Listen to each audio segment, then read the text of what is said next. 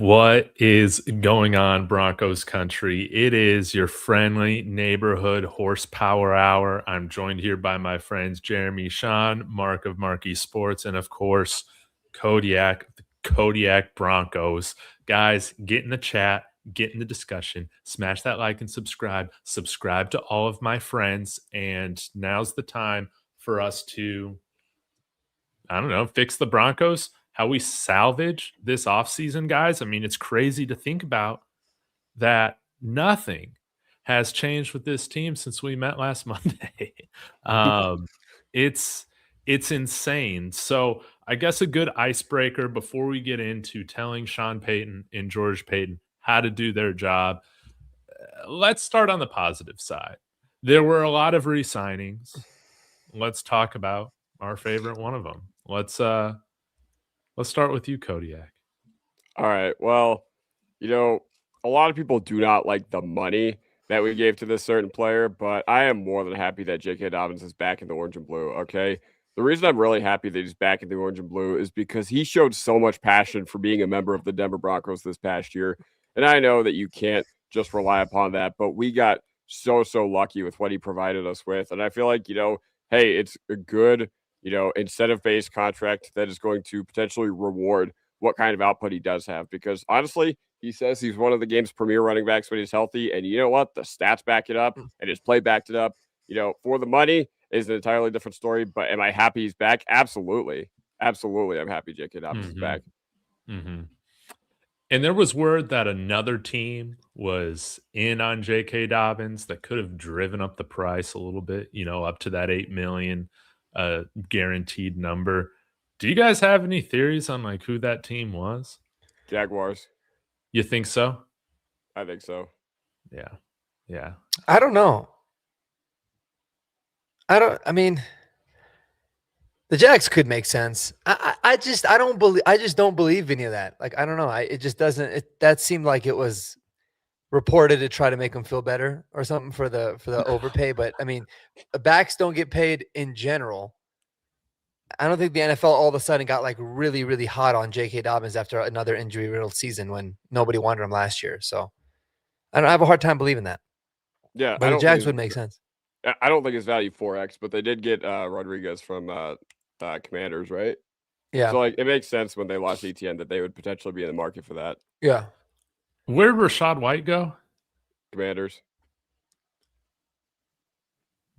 Wow. The Commanders got a lot of players. Yeah, they've had a good offseason. Okay, yeah. J.K. Dobbins. Well said, Kodiak. Mark, which player would you go with? I can't even believe we're having this convo. This is crazy, huh? I know. But to try to make it on a it's wild. I'm gonna stick with it. I was kind of thinking about this earlier, ironically, and I think my favorite signing was still Alex Polcheski.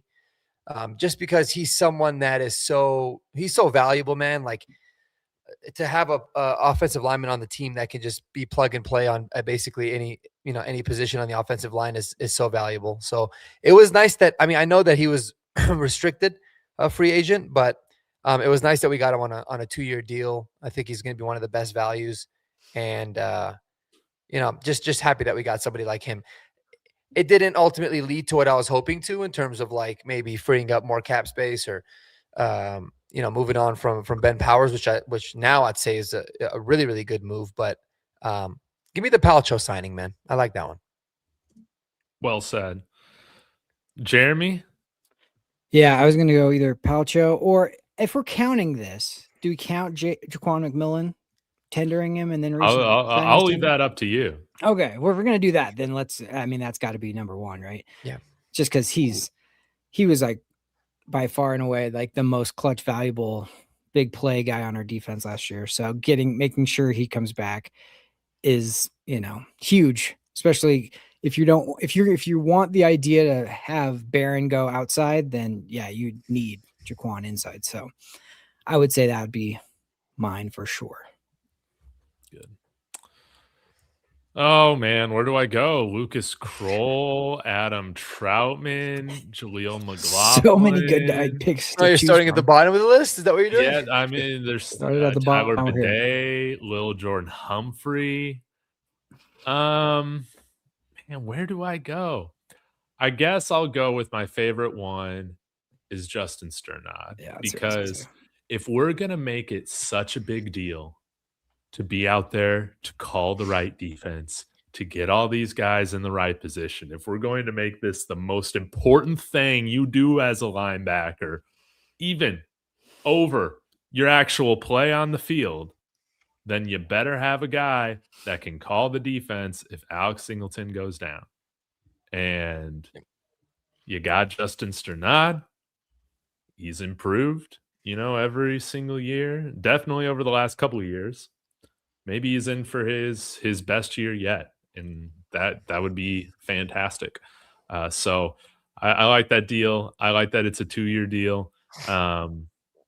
And I think $6 million for I think a good starting linebacker, right? I mean, you'll take that. So I think he's a good player, not a great player, but I think he's one of the guys that we brought back that's on a fair contract, and can't say that about some of these other guys. So Now Ron says I 100% agree with Kodiak. JK is on a team that is one of the healthiest teams in the league, and possibly this could help JK. Then how do you feel if he finishes the season? How do you feel if he finishes the season, Kodiak? Good, because that's something he's never done before. But no, like I wouldn't feel as much good as I would be surprised. Like I think it'd be one of those things that I don't know if he's talking about this past year, but if he finished the entirety of 2026, I think we'd all be sitting there like we wouldn't realize it right away. But first, second week of the offseason, we'd be like, dang, J.K. Dobbins played J.K. Dobbins finished the season. Wow. Because I still, even with that contract, I still don't expect to get 17 out of J.K. just because that's not the guy he's ever been. But yeah, how do I feel? Good. If he finishes the season. Well, let's get into a more interesting part or a more interesting question. I think Broncos Country's had a lot of fun interacting with us over this past week. Mark, you had a great video. What did you put it out? Was it earlier today or yesterday? About how, this offseason, it just sucks, man. Oh, yeah. It's a disaster. But let's talk about, before we get into fixing this offseason for our Broncos, let's get into our most hated signings. We got a lot of guys brought back. We're going to start off with Jeremy and work our way around. Who is your most hated re-signing right now on our Denver Broncos?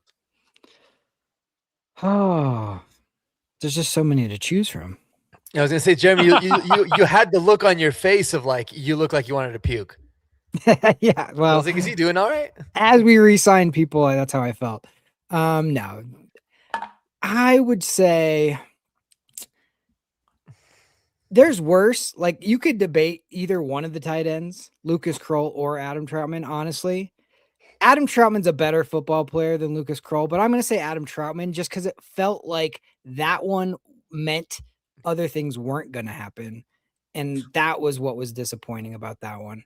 Like there was the Bellingers, there was like the Likeleys, there was some guys out there that were like, oh man, maybe we'll go for this guy. Maybe we'll go for this guy. And as soon as the Troutman news hit, you're like, nope, we're not going to do that. Kroll is kind of like a throw-in. And it's like, well, he's been on the team. We'll see what he's got. He'll come in and compete. That's not like one of those signings that I'm like worried about. Like, oh, they're going to like not draft somebody because of Lucas Kroll. No, that's probably not going to happen. No offense to Lucas Kroll, but it was the Troutman one that really was like, damn it. Because it was too much money too, in my opinion. And then his like statement about how he's all around tight end, that made me want to puke as well. Honestly, just like, okay, don't talk about it, be about it, Adam. Let's go, dude. Come on. So yeah, that was the one that one bugged me the most, I think. I'm telling you, if that was Jerry Jeudy making those comments after an overblown contract or an overpriced contract, dude, like Denver media would be talking about him on the radio all day long. But for some reason, Adam Troutman gets the good guy label, so he can go out there and put out insane things through Chris Thomason. They were just insane things to say. It was propaganda. It's not even true. Yeah, I was kind of disappointed that wasn't talked about a little bit more. And I kind of lost respect for Adam Troutman. I'm calling him Adam Trashman now until he earns my respect. So, well, Trout does smell like trash. So Yeah, He plays like it too. yeah. it is true. All right, so we got one vote for Adam Troutman. Mark, who are you going with? Yeah, if I could pick the same one, I mean, it's the easiest. It's going to go down as one of the worst signings ever, in my opinion, just because of not just the contract and all that, the repercussions that came from it. It's the Adam Troutman signing. It was horrible. It came at a terrible time. Didn't even allow for us to really. We only got to be excited for free agency starting for like a little bit, and then we kind of knew like we might not do all that much because it happened the day before the illegal tamperings. So yeah, it's easily the Adam Troutman. He was overpaid prior, and he wasn't even getting paid that much, and now he's getting way more money. He can't block, he can't catch. And what bothered me a lot too, Jeremy, obviously the comments that he made was like just nauseating. But what really pisses me off is, they're always talking about how he's been such a good mentor and good locker room guy. And, and they particularly said he was such a good mentor and someone that he took Lucas Kroll under his wing and was such a good mentor to him. And like, dude, let's probably not say that, you know what I mean? Because that just proves exactly why he's maybe not a good mentor, because Lucas Kroll, like at one point was flashing and then started to get really close to Troutman. And he's like, oh, nope, just completely forgot how to play football. So that one really bothered me too. It's like, it's not a selling point at all to say that he's a mentor. So yeah, easily for me, Adam Troutman. I feel like this contract, I don't know if you guys can relate it to an Avs signing, but if I'm trying to relate it to a Nuggets signing, it's just going to be a thorn in your side, like Zeke Nnaji. Zeke Nnaji has kept you from making moves. Adam Troutman, again, you're not signing your tight end 3 to a 3-year contract, $18 million.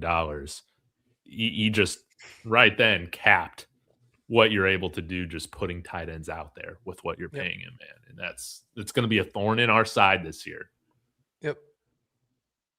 Yeah, well, I think the Zeke Nnaji contract is a perfect comparison in every way. Just came out of nowhere. It's like, what the heck? Was this guy done to earn this kind of deal? Well, and he doesn't even you thought at that point, okay, he was gonna eventually play, and he just doesn't play. And when he does, he's awful. And yeah, I mean, how many deals do you think he's probably held us back from? Thank God we got that Michael Porter Jr. off the books, but good Lord, yeah, it's same thing with Troutman, man. Like, it's not just about the contract. What is he going to prevent us from getting, whether this offseason or in the draft as well? And it's probably a lot of guys. What's Troutman paying now? Like, is he 8 or 9? What was the contract? He's at about $6 million. 6? Okay.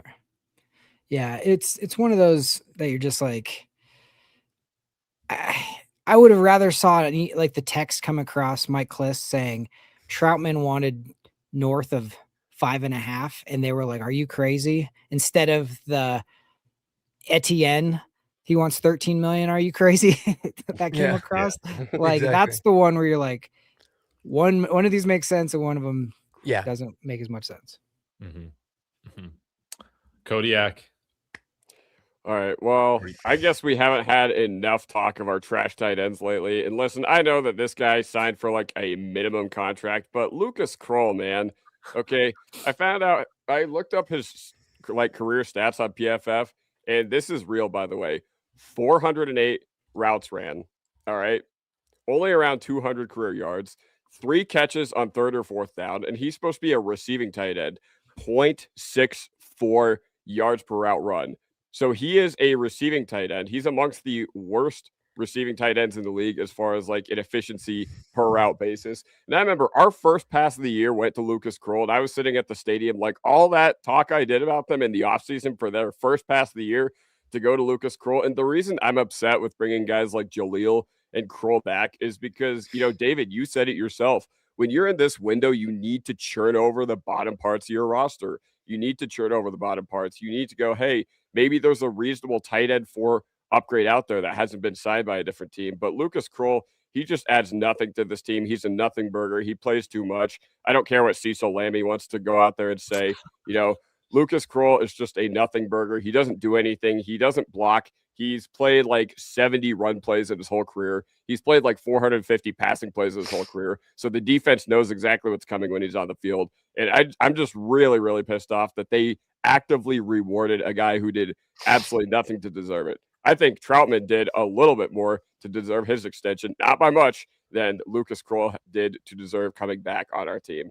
Like, once again, I just don't think Lucas Kroll should have seen the new building, if that makes sense. I don't think he was one of those guys that deserved to be on Will Lutz's list that, and Alex Singleton's list that we're going to see the new building, because he did fuck all.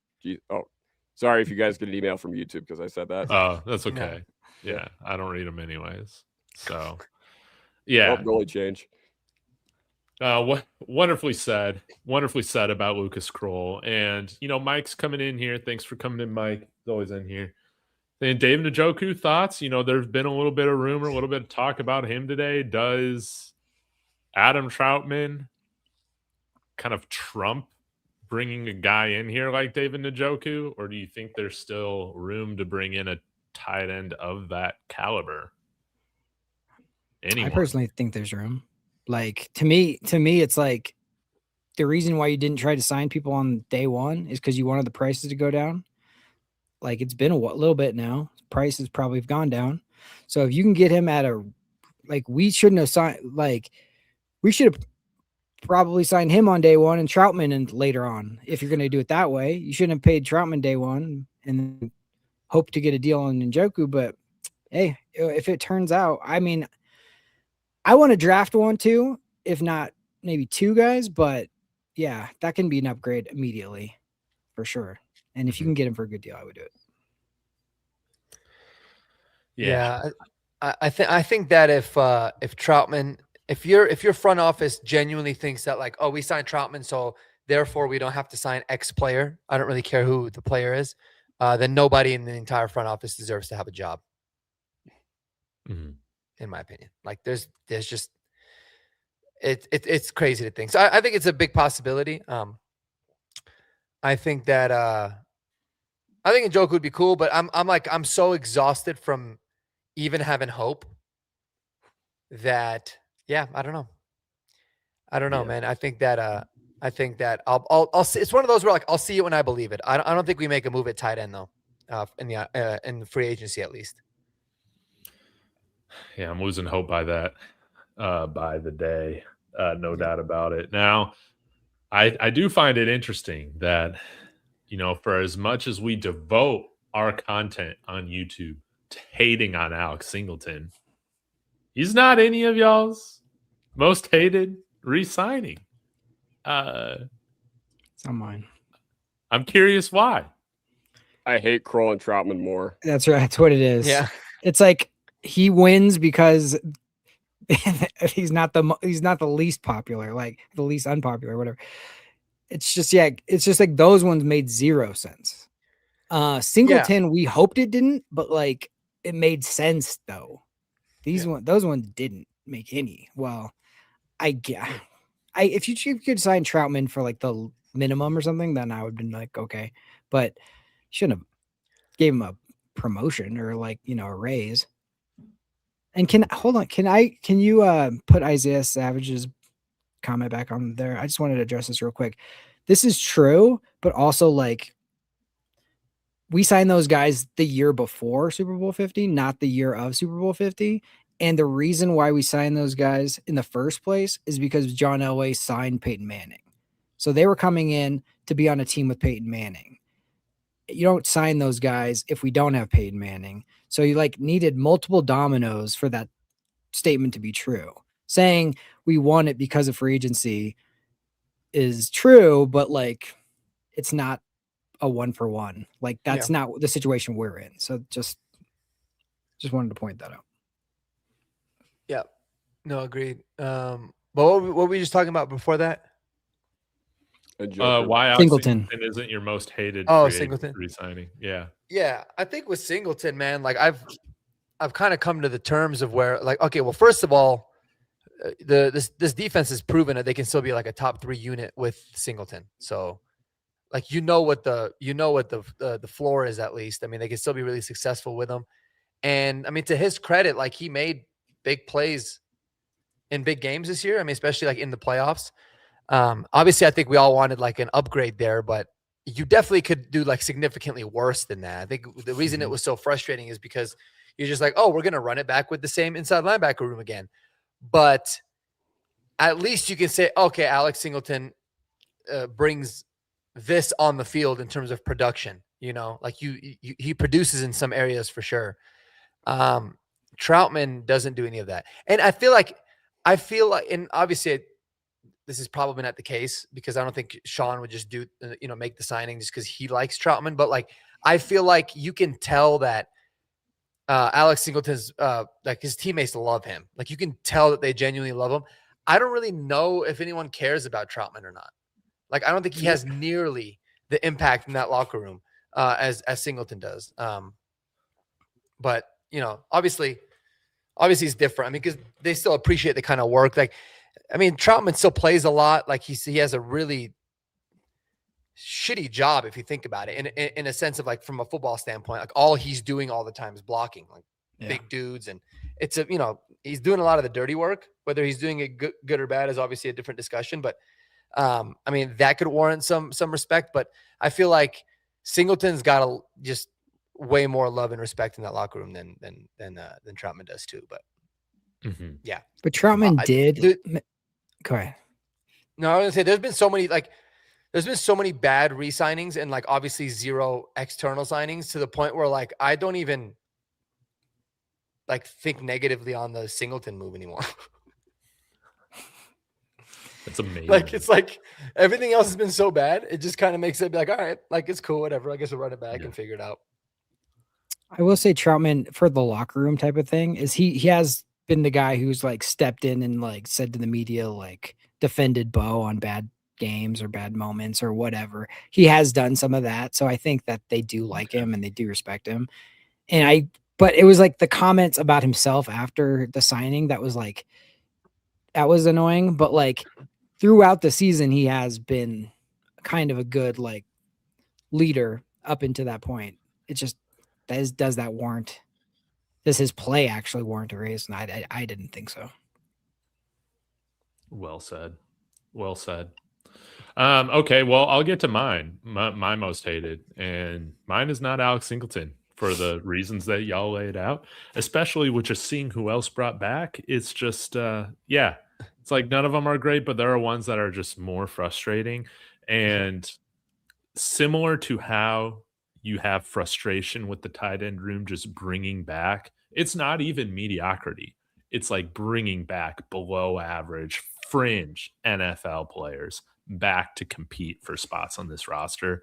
It's just, I think it's an insult to the rest of the guys on the team with like where we're at. That's how I feel right now, bringing back Tyler Bidet and Jaleel McLaughlin. I'm going to go with Jaleel McLaughlin because we did not tender him. And I believe Tyler Bidet was like an ERFA. So, yeah, it's not that big of a deal bringing him back. But with Jaleel, I mean, he's been around how many years for us now? Like 3-4 years. And, yeah, I'll look this up. He's supposed to be this guy that can, like, run really well. And, yeah, he had, like, 5 yards a carry this year. But he doesn't give you any breakaway plays. He doesn't give you any big chunk plays. And I would much rather, this is just my preference with running backs, I'll take the guy running into the hole for a couple yards, time after time, and then resulting in a 50-yard run. I just like those big chunk plays that you can get. The breakaway run rate was at like 14% this year. J.K. Dobbins was over 10%, 10% higher. Or R.J. Harvey's. J.K. Dobbins was damn near 34%. Combine that with he dropped 2 out of his 7 targets. I just don't think he's a very good player at all. And you've seen guys like Rashad White. What he signed for? Was it $1.2 million? It was 1 year, $2 million. $2 million. Insane. But all of these running backs I'm about to name, I would rather have competing for a third or fourth running back spot on this roster than Jaleel McLaughlin. And I'm just going to read through them all. Joe Mixon, Michael Carter, Brian Robinson, Najee Harris, washed Austin Eckler, Jeremy McNichols, Kareem Hunt, hurt Miles Sanders. Yes, Travis Homer, Alexander Madison, Hassan Haskins, Ty Chandler, Nick Chubb, Raheem Mostert, Antonio Gibson, Dare Ogunbowale, AJ Dillon. I mean, I agree. Basically everybody. Yeah. I just named off like 10, 15 running backs right now that you could bring in for what you signed him back for. And I think they add more to this room and more dynamicism to this room than what Jaleel McLaughlin does. So again, hopefully McLaughlin just isn't even a factor on this roster because we go and get somebody like Jonah Coleman or, Nick Singleton, something like that. That'd be cool. But it is frustrating right now that, he is holding a good spot on the roster right now. Yeah, no, 100%. And once again, like Lucas Kroll, that's part of my frustration is that in this window, you need to be turning over, the areas that weren't good enough. And Jaleel McLaughlin, we have a 3-year sample size of him. And this past year, he was inactive for half the year. So the only reason he was active was because JK got hurt. Now, once again, you do need to plan your running back depth accordingly. And I feel like they just didn't do that. All right. Jaleel had legit juice in like the first 5-6 games of his rookie year, but that's honestly kind of gone out the window. And he also failed to capture the backfield in 2024 when he was behind a struggling Javonte and a struggling Estime during his rookie year too. So he's had his fair share of opportunities. And once again, it was one of those, even if he goes somewhere and balls out, I'm just like, okay, cool. It wasn't going to work here. But we have a 3-year sample size of it not working here. So once again, we can't use the phrase run it back because that excuses laziness, in my opinion. And this is exactly what I'm talking about. Yeah, this is a good comment right here from Aaron saying, hey, but Jaleel's, in the facility at 5 a.m. It's like, do we just bring him back because we like the vibe he gives the team rather than like what he brings to the play? Like, I understand bringing back Alex Singleton, he's a captain, like you guys brought up. But bringing back fringe roster guys because of their character, I just don't understand it. Rodney saying, why didn't we pursue Chris Rodriguez before the Jags scooped him up?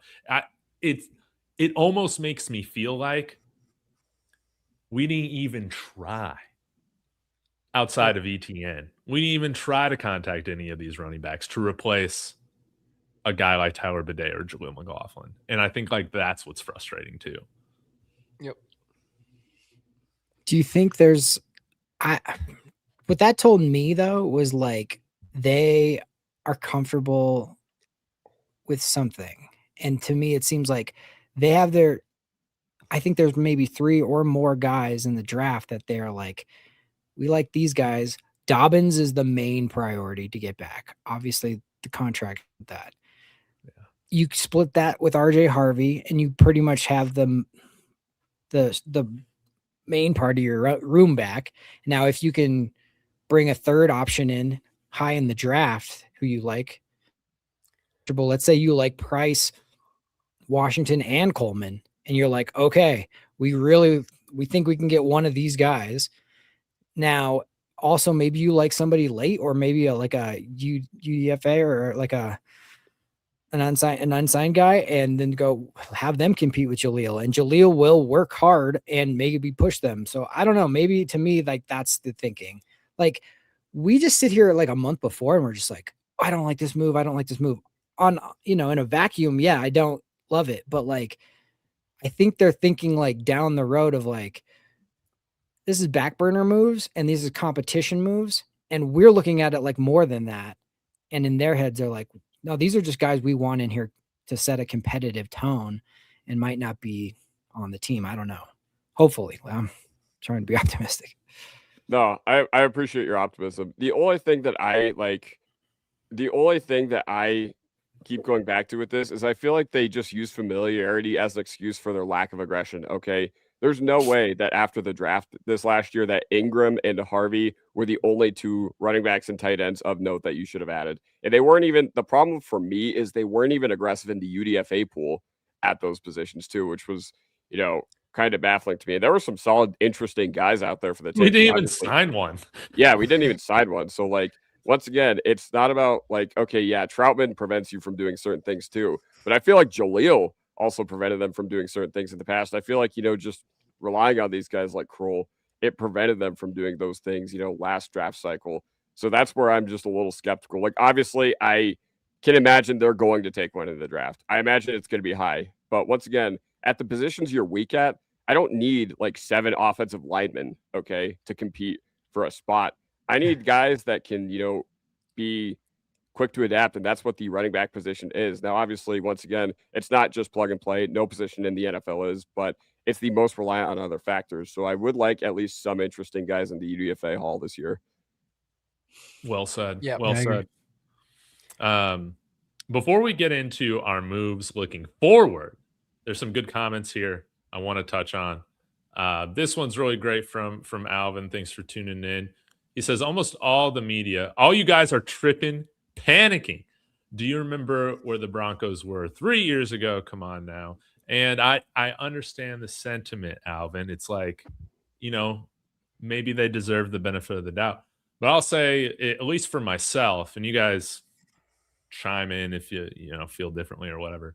We've seen the Broncos, I think, be pretty aggressive given their cap circumstances, since Sean Payton has been here to try and really improve the level of talent on this roster.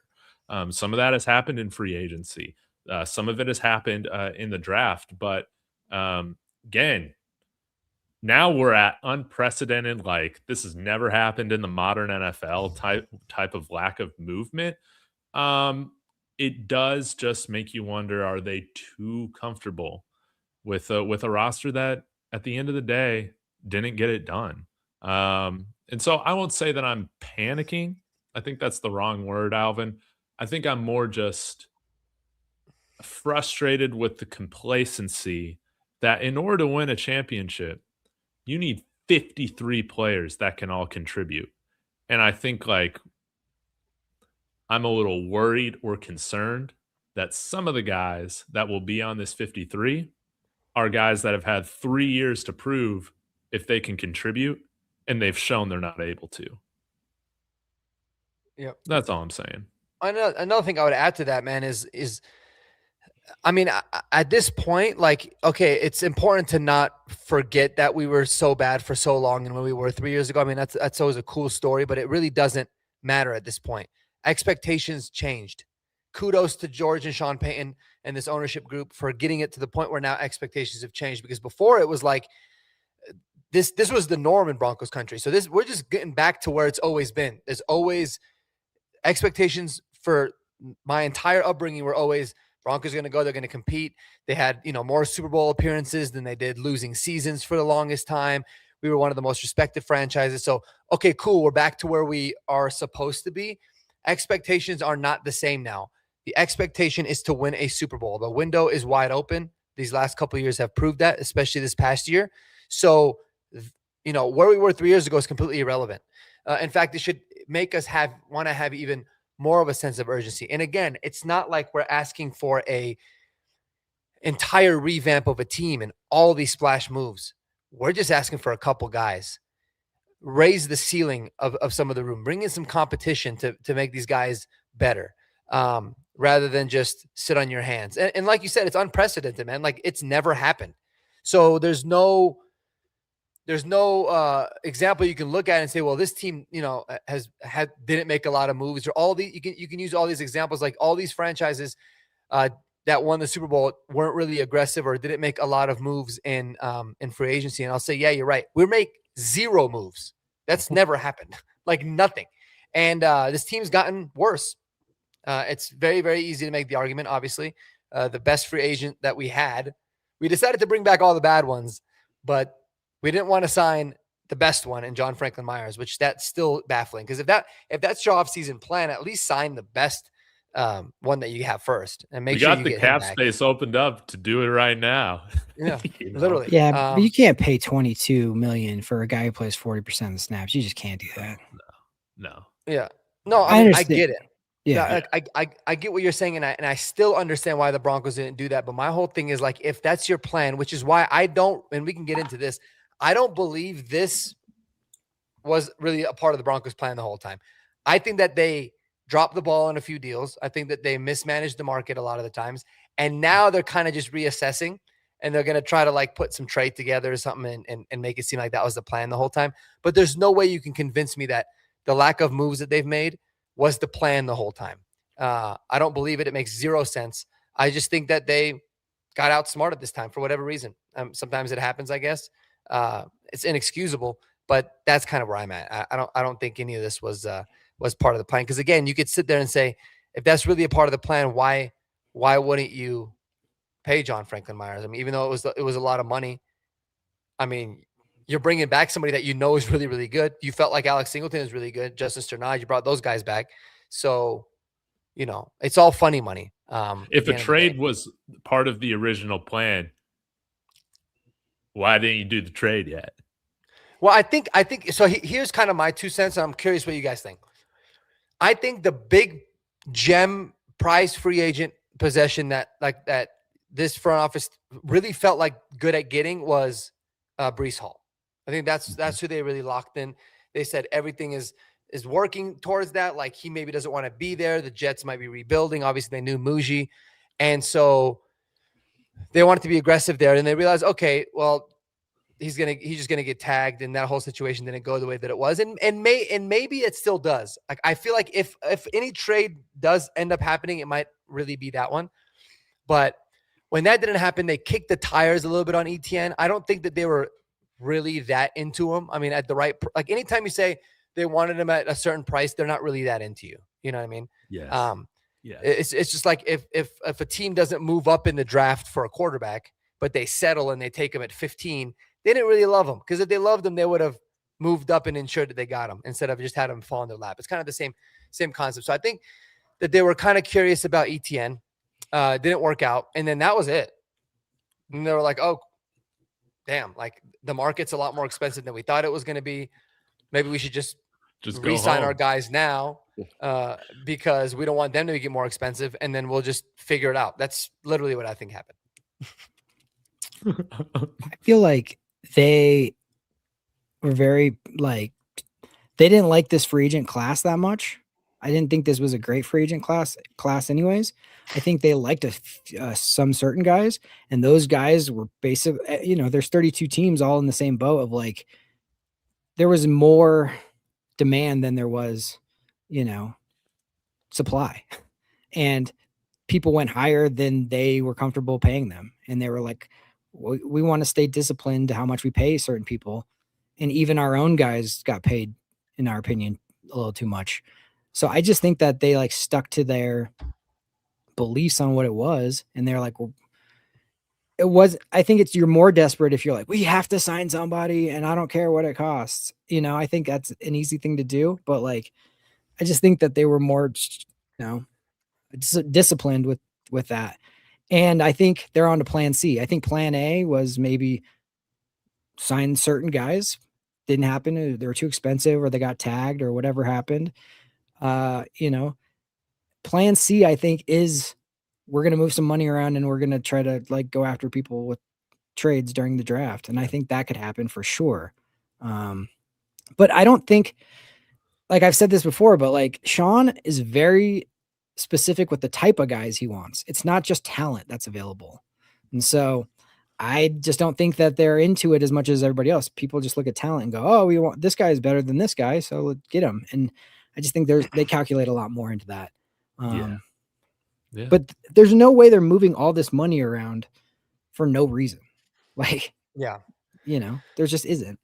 Yeah. It might not happen, but they are trying to do something, I think.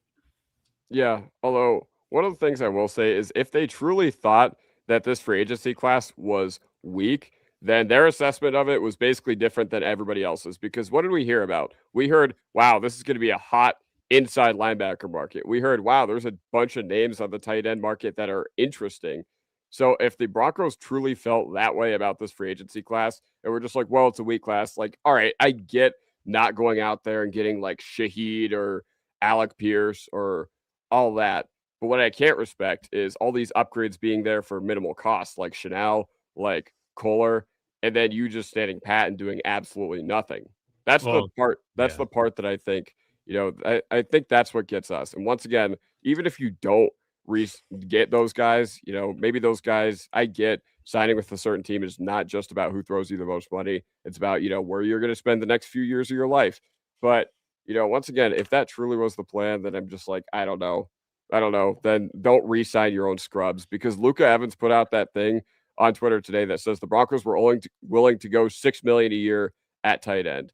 And you know what Sean Payton said? When you only allocate a certain amount to renovating your home, then your options are going to be limited. So there you go. Yeah. And when you look at the Dave Montgomery trade, when did the Broncos get in on it?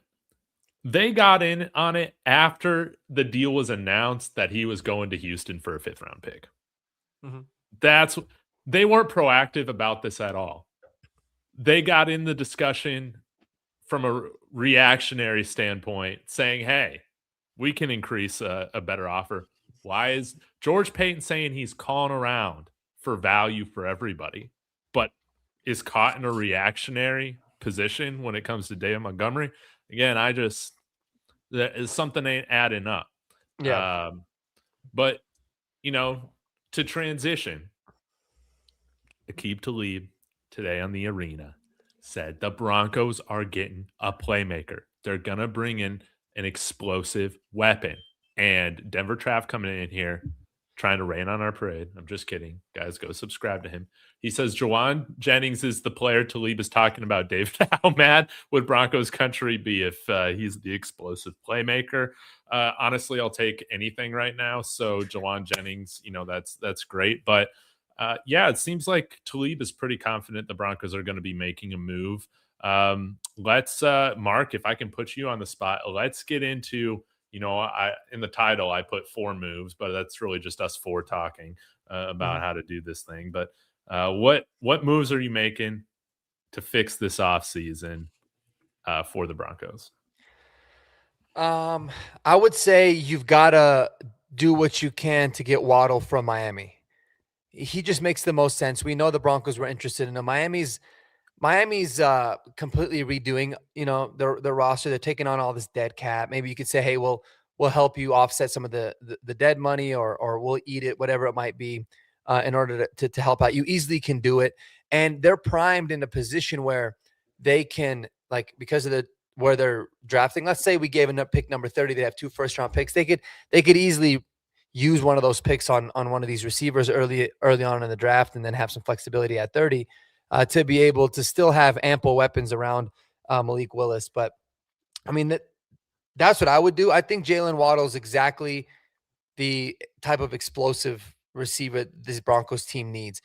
The more I was thinking about it, I think we got so caught up in like the type of receivers that Sean likes, right? We always talk about, like, he really likes the big body receivers and the Cortland Sutton or the Pat Bryant types.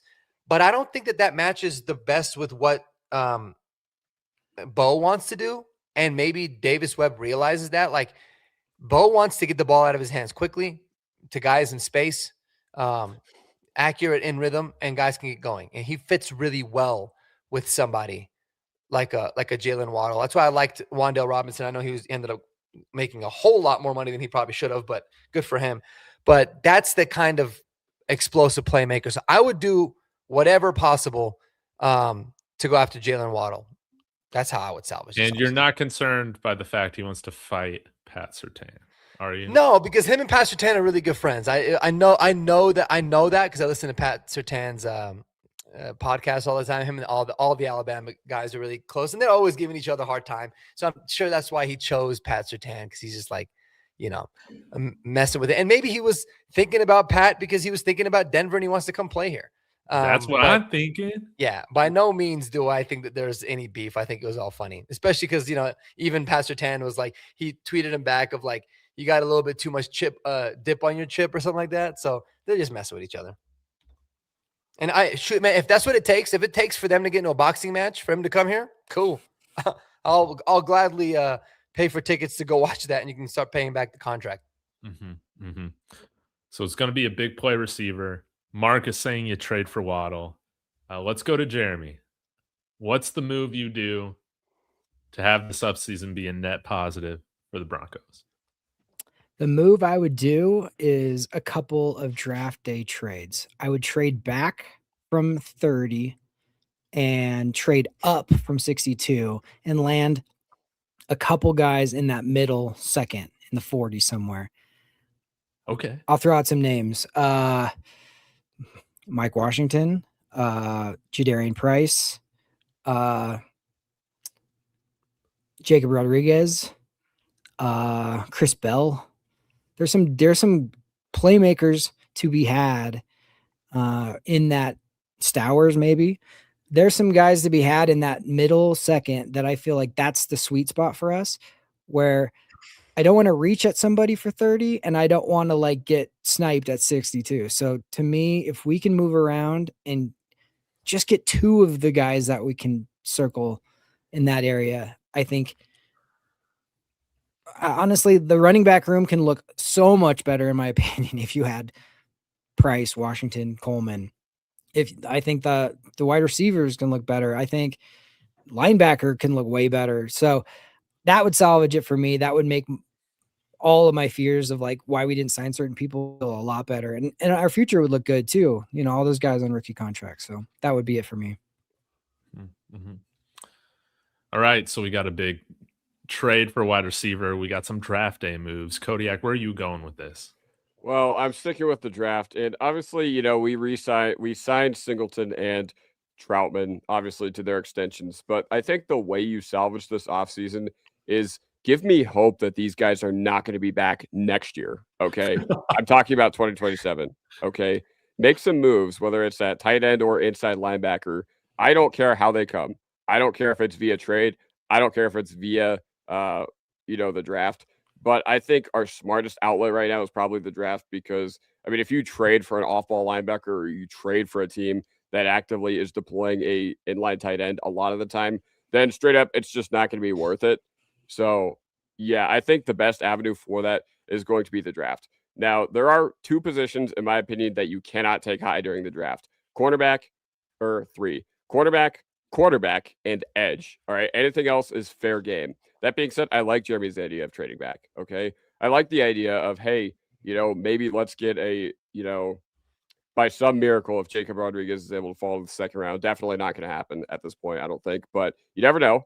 So, maybe you take an off-ball linebacker, maybe you take a tight end in that range, maybe you take a running back, and that'll at least give me hope that we have succession plans in place, because currently we don't have a linebacker 3 on this roster. And obviously they're probably going to sign a guy. And, I think maybe part of the plan all along was for them to sign a guy and then have Singleton, coach him up, mentor him or whatever.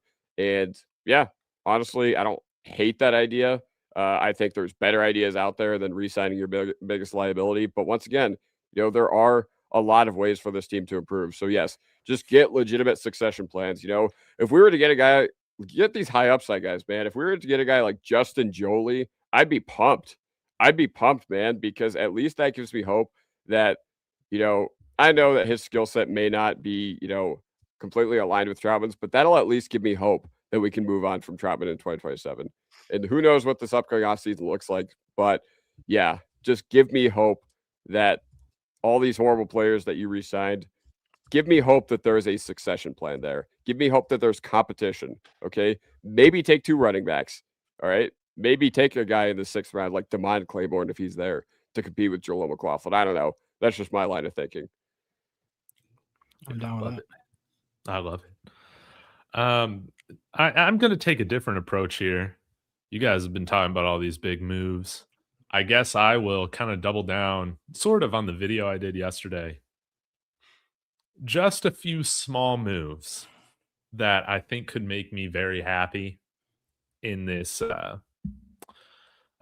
without making a big move. But we better trade for Waddle. Let me just say that. The 30th overall pick, is that too rich for somebody like Jalen Waddle? I don't think so. To me, they say what? There's 15 first-round graded people in this draft. You're basically trading for a second-round talent, or you're basically drafting a second-round talent at pick 30 anyways. So, I mean, heck, Jeremy, you brought up the idea of trading back. That would be awesome. And then trading up from 62. But yeah, if you can trade pick 30 for Jalen Waddle, I think I would do that. I wouldn't trade a top 15 pick for him, but I would definitely do that. If we can't trade up and go get somebody like Jordan Tyson, if we hadn't trade for Waddle by then, you try and do that. But here are the moves that I would like in the third wave of free agency for the Broncos to fill out their roster. Some of these guys I didn't talk about yesterday. On the defensive line, Detroit Lions defensive tackle DJ Reader. Now, he had no sacks last year, but that's okay. He's a guy that can play nose tackle, and he can kick out to that 3-4 defensive end position. I like him. I think he would be great. Kodiak, you brought up the idea of Cam Jordan. You put out a great video on that. I'm a little unsure of if he can make that transition to playing a little bit more inside, but I'm open to it. But DJ Reader, I think, could slide into that position pretty naturally, and we got the cap space to bring him in. Mark, you've sold me on Brian Robinson Jr. If we can have him as like our fourth running back, that would be fantastic with a draft pick, RJ Harvey, and J.K. Dobbins. That's a group of four that you feel really great about. Oh, yeah. High draft pick, Brian Robinson, those guys. So you bring in DJ Reader, you sign Brian Robinson, and at wide receiver, Stephon Diggs, man. Stephon Diggs, you bring him in. If you can't get any of these wide receivers, he's the fallback plan. He's the fallback plan. You could probably sign him to a deal around $15 million this year. 1-year deal. Prove it. You can cut him if he's a mess. So that's my plan. Boom. There we go. I was good with your first two, but you just absolutely killed me with the Diggs with the Stephon for $15 million too. The 1 year, he signed a deal for like 20 plus last year with New England. Yeah, it was a 1 year. It was like 1 year if it was guaranteed. No, I mean, I get he might get something like that, but what about Tim Patrick? I brought that up in my video yesterday. Would y'all welcome Tim Patrick back to the Broncos? I'd welcome him back. I wouldn't be like, I wouldn't trade for him, but yeah. Yeah, I wouldn't be stoked. He's a free agent. I mean, I wouldn't be stoked about it because once again, I mean, he got cut before the 2024 season began after a great preseason. I know. Well, Lil Jordan Humphrey made the roster over him. That's true. I would rather have him playing big slot than Lil Jordan. Me too. You know who's going to play big slot this year, though? Pat Bryant. I think he wants to be deployed as a power slot, but I think I'm on board with the idea of like a outside, like do it all, like kind of do the dirty work transition. Tim Patrick into that style of receiver. I'm open to that idea, but there is no way that after how this offseason went, that the fan base would be on board with that at all after us going back to the well of familiarity and being like, Tim Patrick, who we cut a year and a half ago, is back. Yeah, we cut him when he was showing promise, and we brought him back when he's like a much older player and done nothing. That would be like, that would be the cherry on top. I don't know if anyone else has any comments, but I did want to, I did think about this, and the more I think about it, like, I'm like, dude, this just maybe makes too much sense. And maybe you guys should like talk me off of a ledge or like, I'm just not in the right spot. But I feel like we just need to have little Jordan Humphrey transition to tight end full time. It was talked about early in his career when he was with New England. He's already like 230 pounds. You look at guys, people want Eli Stowers, which I get, right? There's a lot of these guys that come in, they're basically big wide receivers. And The thing about Lil Jordan, to his credit, he's legitimately a very, very good blocker. Like he's in my opinion, a much better blocker than Adam Troutman. I get that he doesn't go up against linemen as much as Troutman does, but I feel like someone like that would make a whole lot of sense in the tight end. It's not like our tight end room is just gushing with talent, and it could still open up, some room for development on the wide receiver side. Sean can still have his best friend. And I'm like, why the hell not? Worst case scenario, he could just continue in whatever wide receiver role he's in for the team. But what are your thoughts on Lil Jordan Humphrey, like being a full-time tight end? Say, dude, just gain 10 pounds Yes. this offseason. He's already so much better than Lucas Kroll, right? Well, exactly my point. Exactly. That's another perfect example. Like he could easily take Lucas Kroll's position, in my opinion. Well, that wouldn't be hard to do because he's a receiving tight end that doesn't receive. Yeah. And Lil Jordan Humphrey can actually run. You know what? I'm on board with it. I'm on board with basically anything that would free up a roster spot for a receiver. And then you can draft one of these promising guys in the draft. Maybe Bryce Lance, he's one of the guys that I've talked about me fitting really well with this team. Maybe he falls to you, I don't know, in the 4th round because of, his production profile. So I don't know. You know what? That is interesting to me. But yeah, no, I'm on board with it. Like if he were to be listed in the tight end depth chart, honestly, I might be happier with that than me seeing him at the receiver depth chart, if I'm being honest. Yep. No, I agree. I think it makes a whole lot of sense. Jeremy, what do you think? Yeah, I've already been there. I've already thought of that. Just because to me, it's like you're right. He's a better blocker than he is than the tight ends we have, really.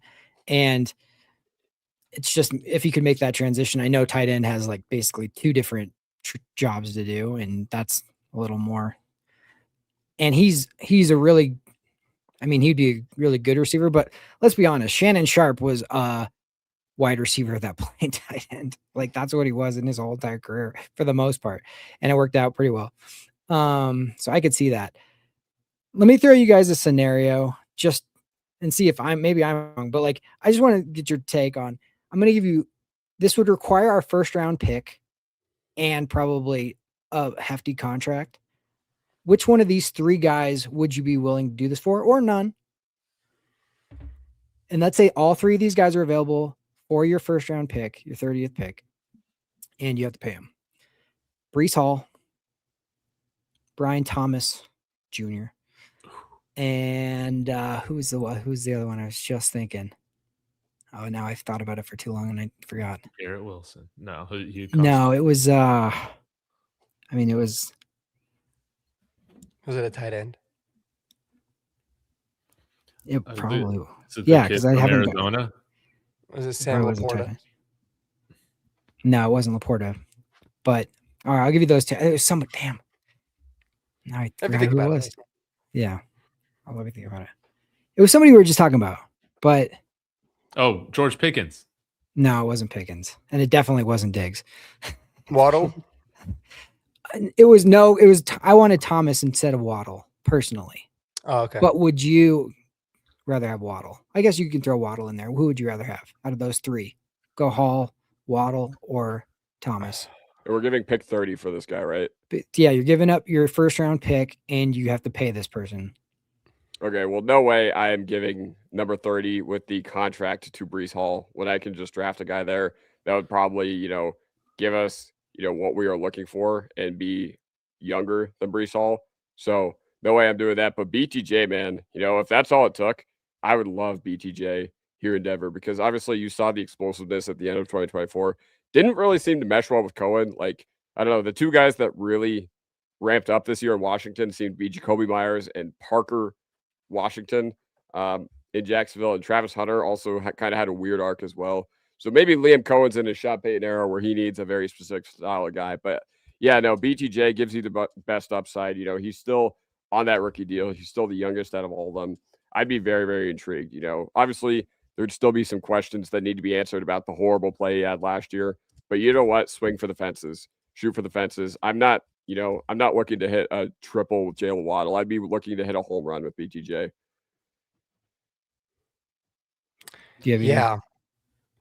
Yeah, I would agree. I would agree with Kodiak on Brian Thomas.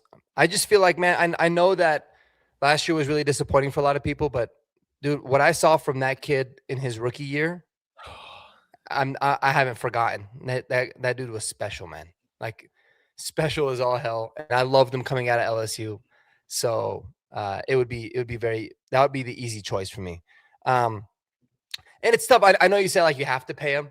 Like what makes it even more intriguing with Brian Thomas Jr. is that you don't have to. In fact, you can't. You can't pay him until after the season, anyways. So that makes it even more intriguing because you just have him on his rookie contract and he's going to be cheap anyways. But yeah, no, that would be awesome. Even though it would be there'd be a lot more clarity if you traded for Waddle because you know exactly how he'd fit in this wide receiver room. Whereas again, you're gonna have the conversation of like, well, what do you do with Sutton if you bring in Brian Thomas Jr.? But again, yeah, I would do BTJ. Yeah. Now I'll go with Waddle. He's got 3 seasons of 1,000 yards, of at least 1,000 yards. Just a little bit more proven. You know, obviously, though, when you put up almost 1,400 yards or whatever it was as a rookie, that's insane coming from BTJ. So, I mean, I would be cool with either of them. And, yeah, people might say, like, on the surface, BTJ for a first-round pick after the year he had, that's, like, way too rich. But as you've brought up, you don't even have to pay him right now. So that's part of it. Like, you're also paying for, like, a really low salary, a rookie scale deal. So you can sell me either way, but if I had to choose Jeremy, it's not Breece Hall, sadly, as much as I love him. I can't give up a first round pick for him. But I like Waddle. I like how you guys said he fits into the other pieces that we have really well. And just he has a longer track record of production. So all right, let me throw you this. Would you trade right now, even though this isn't necessarily somebody that a position of need, but it could be someone possibly available? I don't think this would ever happen because he's in our division. A first and a second for Max Crosby. Would you do it? No, he's broken. He's broken. The Ravens sent him back because he's broken. I think the Ravens reneged because they could get a cheaper Hutchinson. They were like, ooh, or yeah, they had buyer's remorse. Okay, obviously, if he passes the physical with Denver, I would do that in an absolute heartbeat. Yeah, no question in my mind. I would absolutely. And we could probably just do like a first and one of the pass rushers. I'd be willing to do first in any one of the pass rushers that we have. I mean, dude, Max Crosby's one of the best football players in the NFL. He's unbelievably dominant. Yeah. That's I guess that's all I really have to add to that. But I would do that in a second. What about you, Kodiak? I wouldn't do that, man. I don't think it's like, I think our edge room is strong enough to, it's legitimately one of those things that we can be like, we like what we have, and the front office can't get clowned because we are deep there. Okay. The question is not, is Max Crosby better than everybody in our edge room? Because it's yes. He's one of the best defensive players in the league, but it's not worth, okay, the strength of your team is in the edge room and it's in the secondary. So it's not worth losing a year of potentially being able to build out the other areas of your team that suck. That's the way I see it. Yeah. No, opportunity cost is a thing. Yeah. I think I would do it for what Mark says, because dude, here's how I would just visualize it. If we're in that same game next year, let's pray and hope. If let's say it's the AFC Championship all over again, and now you have Bo Nix and Max Crosby, and I just feel like that's the difference. I just feel like that would be the difference. I mean, I think Bo Nix would have been the difference in the AFC Championship. But let's say we go to the Super Bowl against a team like Seattle, and you need to put pressure on Sam Darnold. I trust Max Crosby going absolute just wild, like a Von Miller type of performance, than I do of Nick. No offense to Nick right now. Like, he's one of the best, but like, he's streaky.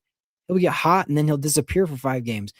Dude, I hate freaking playing Max Crosby. Like, that dude just is, he just never, ever stops. And so to me, it's like Von Miller again, dude. Like, you just wind him up, let him go. Now, that's all contingent on if he's healthy. Don't give up that kind of stuff if he's not, all that kind of stuff. But like, I think I would do it for sure.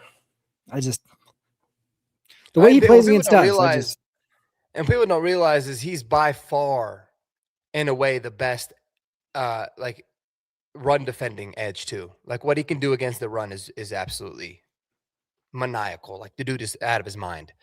So no one's going to be able to really run the ball very well against us either, which would be a big benefit. It'd be and let me dominant, just but say, it's not disrespect. I'm definitely not trying to disrespect Nick or Jonathan Cooper or any of that. no, It's of just course that not. I have that much respect for Max Crosby's game that I'm like, I would do it on top. I really love those guys. I love the contracts we gave them. I love that they're here. I love all that. But I just feel like he's one of those game breakers that Yeah. can really move the needle. Yep. Sean loves the hell out of him.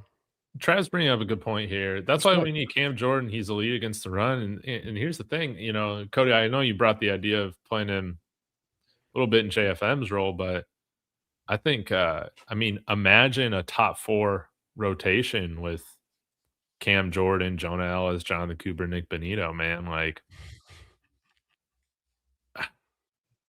maybe you can send off Dondrea Tillman out there for a 6th round pick and future 6 or something like that, you know, and then have Q Robinson as like that 5th edge. But that's a pretty exciting room, man. And it can sustain an injury or two and not miss a beat. Yeah, 100%. And I know everybody's mad at Cooper for how he played in the back half of the year, and I don't entirely disagree. So I think, you know, having a guy to stabilize the ship, if it did come to that, would be a really, really good thing. Because, like, you know, I know a lot of people have brought up Von Miller. I just got to say, I'm just not on board with that, man. You know, I understand that he has like the leadership traits and he has the passion for the Broncos and everything, but with Von Miller, I just don't see him being able to, you know, play a role that would be ideal for our team at this point. Yeah. Well, The only way I could see that is if like he was somehow not in the league for a year and then we got to the playoffs and went down with some crazy injury. And then you're like, he's been out and like, it's just like a flyer, like back end of the roster type of thing, but not, it just seems like a Phillip Rivers type comeback. Something like that. Like who is the guard that we brought in?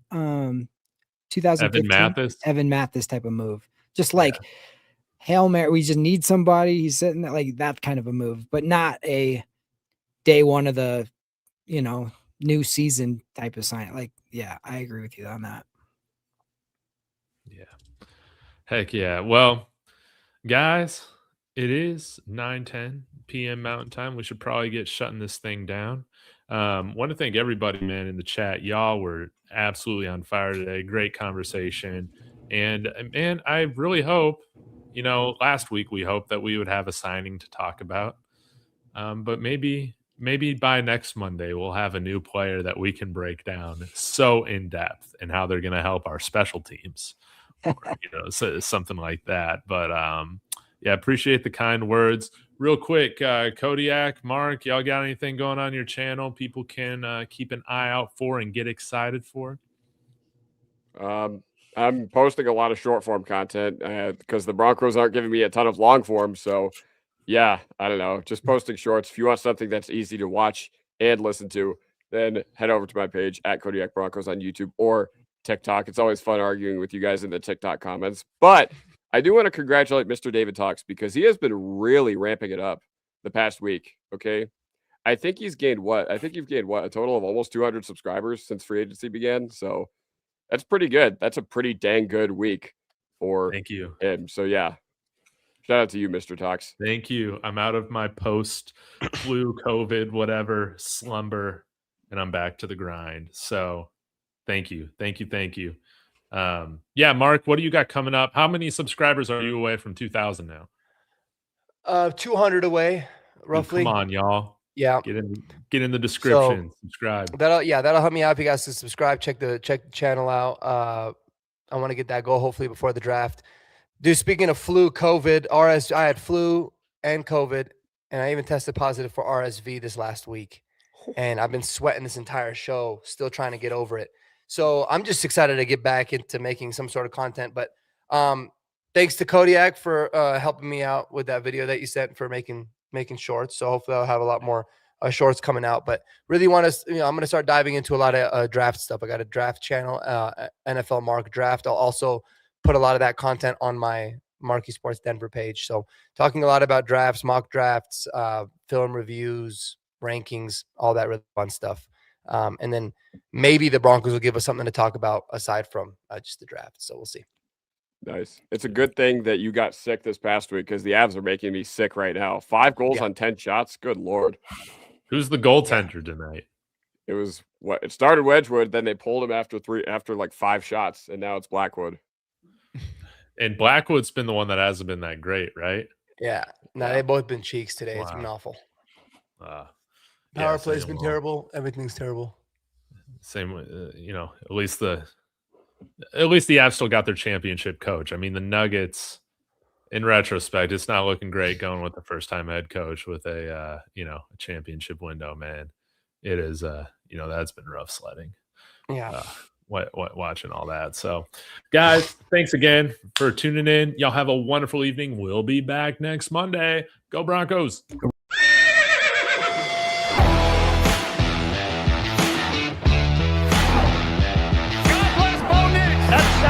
He's grabbed and he's going to